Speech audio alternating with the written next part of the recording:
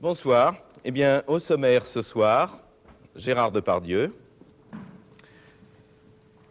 Vous ne le reconnaissez pas? C'est Coluche, invité surprise de dernière minute. Sampé, Claire Bretéché, Gérard Devilliers, Jean Daniel, Olivier Toth, Edgar Morin, Jacques Laurent, Cavana, Roger Knobelspies, Nadine Joly, commissaire de police, Jean Perrune, Claude Roy, Bien. Cabu et Ciné, qui vont dessiner ce soir, et des documents sur Bernard Lavilliers, Ariane Mouchkine, et naturellement, tous les invités qui sont sur ce plateau, je ne peux pas les nommer tous, mais il y a beaucoup d'amis, de téléspectateurs, de journalistes qui viennent à notre émission et qui reviendront souvent. Alors je les nommerai en cours d'émission et naturellement, ils pourront parler quand ils le voudront. Ils représentent différentes tendances de plusieurs journaux et ils posent des questions quand ils veulent poser des questions. Il y a aussi tous les téléspectateurs qui peuvent nous téléphoner. Vous connaissez, je pense, le numéro, c'est SVP 11 11. Les téléspectateurs de Paris comme de province peuvent appeler si les sujets les concernent directement et s'ils estiment qu'ils ont un droit de réponse possible sur un sujet, s'ils se sentent vraiment concernés. Ne nous posez pas des questions sur n'importe quoi, nous serions vite submergés. Vous avez vu dans cette émission un générique qui a été réalisé grâce à un prototype français.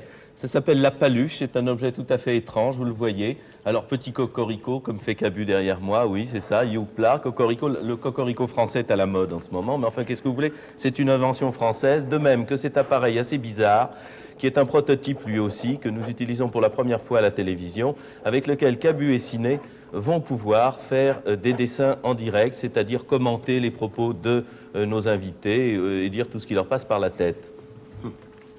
Alors, ces deux objets ont été fabriqués à Grenoble, bravo pour la ville de Grenoble. Et il y aura un troisième gadget électronique dans l'émission à partir du mois de janvier. Il s'agit du vidéodisque français. Nous allons faire une grande première mondiale.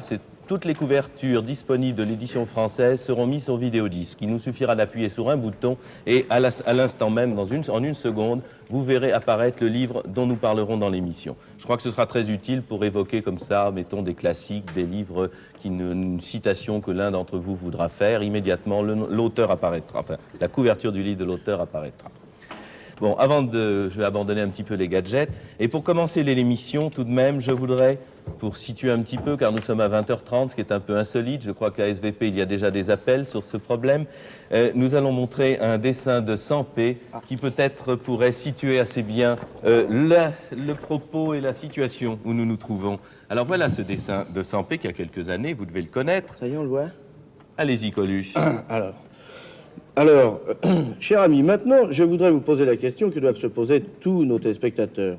Comment votre concept onirique à tendance kafkaïenne coïncide-t-il avec la vision sublogique que vous faites de l'existence intrinsèque? S'il vous plaît. Voilà.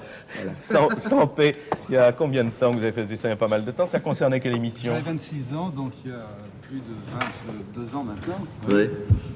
Je sais pas, je me rappelle pas à l'époque. Il fallait que je fasse un dessin. J'avais fait un dessin. Vous ne visiez personne?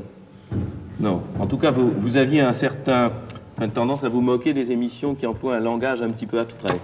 Bon, je pense qu'à l'époque, j'avais sûrement pensé à Lecture pour tous. Ah oui. La vérité. Oui. Voilà. Et vous vous disiez qu'évidemment, dans certaines fermes de la Lozère, on devait être un peu surpris parfois par certains invités. Bon, c'est un peu... Pas uniquement dans les fermes de la Lozère. Non, même dans certaines... Quand même, la ferme de la Lozère. Non. Je crois que si j'ai présenté ce dessin, c'est parce qu'effectivement, à 20h30, depuis une vingtaine d'années, les téléspectateurs sont habitués à voir des variétés. Bon, dire que notre émission est une émission de variété, ce serait tout de même mentir. Disons, hein, on ne sait jamais, hein, Gérard Depardieu. On peut chanter, là. Il est des nôtres, il a mis son père comme les autres. Bon, bah déjà, on a déjà un chanteur. Justement, je voulais dire qu'il y aurait des chanteurs dans l'émission. Il y aura Gérard Depardieu. Il y aura Sheila la semaine prochaine, parce que nous ne sommes pas Elle n'a sectaires. pas pu venir. Hein? Cette semaine, elle n'a pas pu venir. Non, cette semaine, elle n'a pas pu venir. Non, parce qu'elle savait qu'il y avait Coluche. Elle s'était dit qu'il chantait trop bien, qu'elle aurait trop de concurrence. Enfin, mettons que nous voulons mettre un petit peu de variété dans les émissions, à défaut d'être une émission de variété. Nous ne sommes pas non plus ce qu'on pourrait appeler une émission culturelle, parce que vous savez que le mot culture, lorsqu'on l'emploie, le Göring sortait son revolver. Le téléspectateur, d'après les sondages, lui, il appuie sur l'autre bouton. Coluche avait même une expression encore plus... Qu'est-ce qu'il a dit tout à l'heure? J'ai oublié.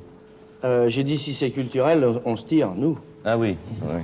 Göring tire et vous tirez. Et c'était Goebbels? Oui, pas Göring. Il me semblait aussi. Hein. Ouais.